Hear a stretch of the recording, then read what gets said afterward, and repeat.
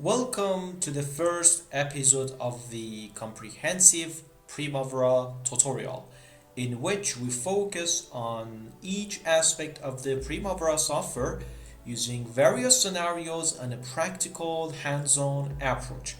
In this part, we are going to take a brief look at the general view of the software. We will explore different parts of this planning and controlling software for your project. Additionally, we will examine some general settings that you need to customize based on your project in real world. This is the general view of the Primavera software. As you can see, like other software, there are some main view in the first view of the software, which we are going to talk about them in more detail in upcoming videos. Here at the top, you can see the menu bar, in which there are different menu bar like file. For example, you can save your file and import and export your project, and in the edit tab there are other facilities that you can use. Of course, there are different view in terms of the layout and the columns which you want for your project. As you can see now, the project menu tab is inactive because we haven't yet define any project, and therefore you do not have any access to the project. As soon as we make our project, you can see this tab, and of course we are going to work with this tab so many times for different purposes. The next step is related to the enterprise, which we will discuss by detail about each of them. For example, we define the EPS of our project, we can define the OBS roles, resources, and other things, for example, like the project calendars. And here there are some tools, and in the admin tab there are different settings which we will go through them in a few minutes later.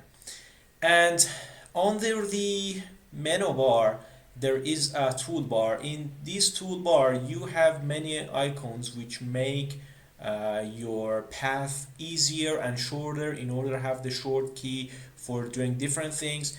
For example, here if you want to add any columns, you can come here, and all these features which you see in the actually these toolbar are available in other places of your software, and it's up to you. If you are more relaxed to use these toolbar, you can come here, and if not, you can use them in other ways, no matter.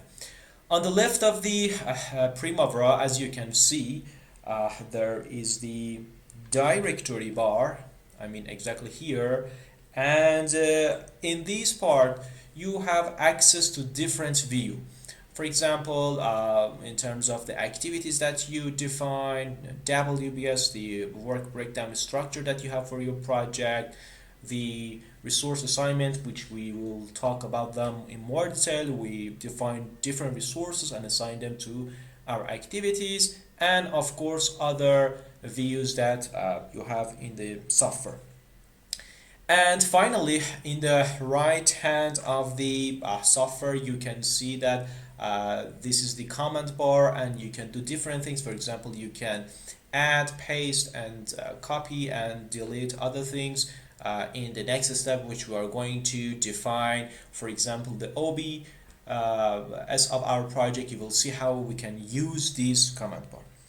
And at the bottom of the software, this is the window which is related to the detail of everything that you have in project. For example, if you have activity and you are currently at this part of your software, it means that you have access to the details of your activity. However, if you are in the project layout, here would be related to the details of your project. And this part of the software, as you can see now, since we are in the project view, it's related to the view of our project. As soon as we change the project to other formats, for example, like WS, like activities, this view would be appropriately changed based on that things which we have. And finally, here you can see the calendar of your project, which we will talk about them in the separate video. So, of course, like the MSP software tutorial, we will talk about each of these parts in more detail and in scenarios, which can be more useful for you in order to learn them. In next step, just I want to show you if you need to change some setup in Primavera before going through your project, what are the most important setup which you have to keep in mind in order to change them based on your special project. As the first and important setting in the Primavera software is related to this tab, the admin tab. Admin preferences, if you are going with this software in your real project, you need first of all check the admin preferences and different setup that you may need to change in your project. For example, in the general tab, it is related to the separator that you have in project or the starting day of your week. For example, if in your calendar the starting point, the starting day of the week is different from Sunday, you can change that, and other things that you can have here. In terms of the data limit, you can check it in your project in order to change if you need, for example, for the different levels that you have for your organization structure, or in terms of the level for resources and other things. These are the default setup of your software, and in terms of need you can change them. In terms of the time period, it depends on your project. For example, here the project each day's hour is 8 hours. We have some projects that they may exceed from the normal hours of working day up to 9 or 10 hours. If you are in those kind of project, you can change it by your own.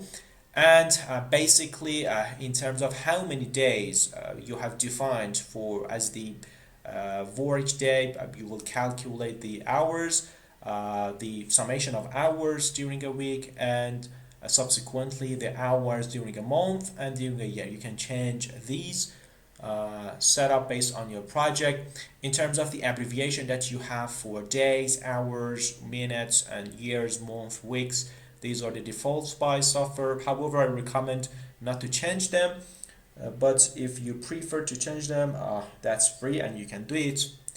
And one of the most important things is the industry type in Primavera software. As you know, whenever you open the Primavera software for the first time, you will see an alarm in which it's telling you that you haven't chosen the industry in which you are working with.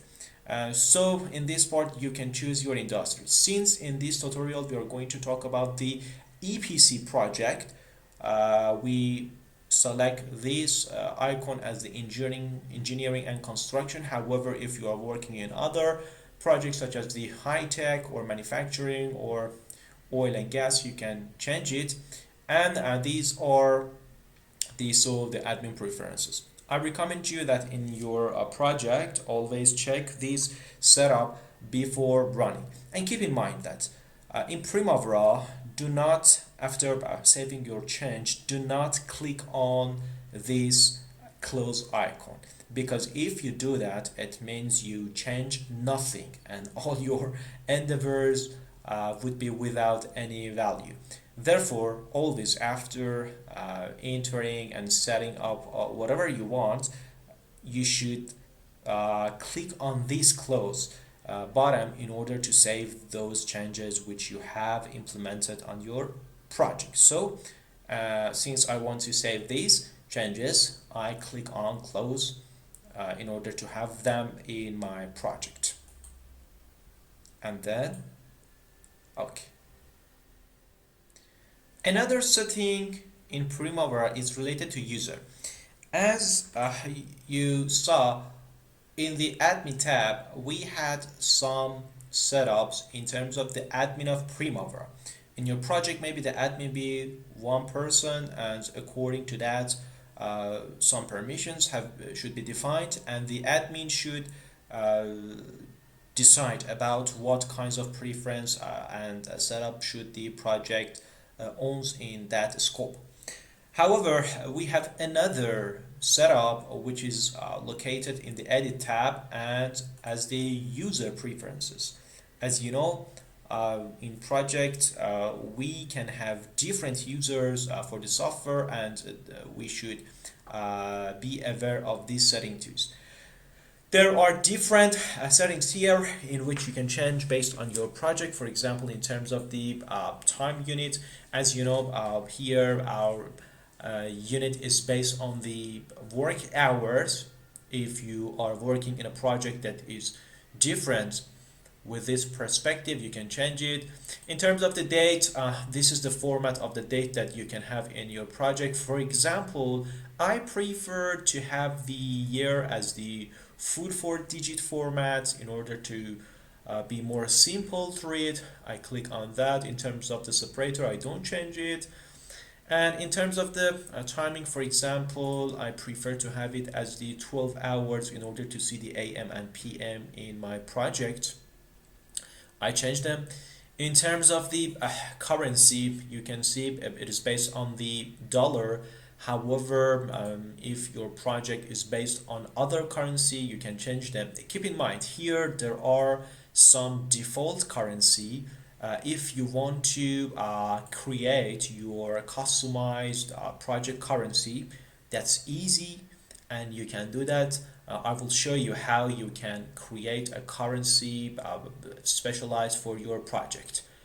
In the application, here it is some setting in terms of when you open this project. For example, I want to see the projects as soon as I open my Primavera. Therefore, I click on the projects, and that is more typical than seeing the activities because it is the more general view. Then you can set up passwords here, and for example, in terms of the other things, for the resource analysis, we will come back to them. And this is for calculation and some filters. Just I wanted to show you that we have something more than admin preferences, which is user preferences, and you can setting up based on your project. In different part of your project, as you will see in upcoming videos, you may need to have some categories for different actions. One of the most advantage of Primavera is that it makes you free in terms of making new categories for each purposes that you follow in your project. Let me show you how you can have different categories. The category in your project is located in the admin tab, and as you can see, the admin category. We will talk about each categories in more detail based on the tutorials and the approach we are following in this project. Just in this view, I want to show you what kinds of setting and what kinds of ability you have in Primavera. As you can see here, there are different concepts. For example, expense categories. There are different categories in terms of expense of your project. For example, for consulting, facilities, hardware, materials, software, training, travel. Maybe in your project you want to create a new expense categories. Okay, no problem. You are free and you can do that. We'll do this in practical in our project. Or for example, in terms of each task, we have one concept which we call notebook topics. For example, we want to assign some kinds of document to each task in terms of some description that the owner of that task has been defined. If we want something which we cannot find in the default categories of Primavera, we can define that. So therefore, just as the whole and abstract concept keep in your mind. Whenever you need to define a new category, you can come in the admin tab and of course in the admin categories. As the last point for this part of tutorial, let me refer to the currency concept which I talked before. As you can see in the admin tab, there is an icon which is called currency. Here there are different currencies and you can choose them based on your project. If you remember, I told you there are some default currencies in Primavera software. However, based on the consistency of your project, you may have some currency that you cannot find it here. In that situation, you can add the new currency here and you can actually select the appropriate name for that.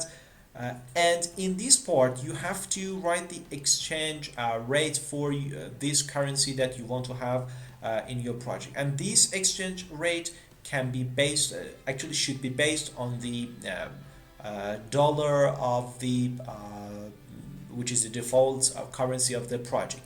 And you have more choices in order to, for example, change this currency. Of course, you can enter the exchange rate from two places, no difference whether you can write it here or there. And then this is the appearance that you want to assign to your actually currency. And after defining your own currency, you can save it by clicking on close. And then in order to assign your customized currency to your project, you have to go to the user preference tab, and then here in the currency you can add your customized currency which you have defined. If you have defined a new currency, you can find your currency here, for example, and you assign to your project. So the first step is defining your currency and then assign to your project. And this part of tutorial, just we wanted to show you different part of the software environment. However, we didn't get through in each details because it concludes many details which should be learned based on the scenarios that we will talk about them in upcoming videos.